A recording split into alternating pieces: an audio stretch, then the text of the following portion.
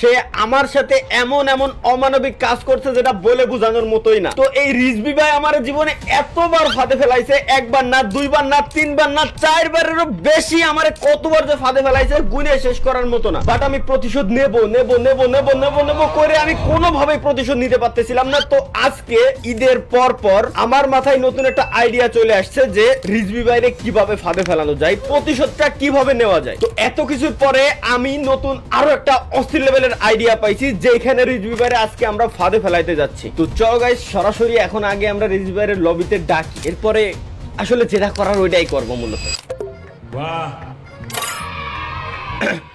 আসসালামু আলাইকুম ওয়া রাহমাতুল্লাহি ওয়া বারাকাতুহু। কেমন আছেন রিজভি ভাই?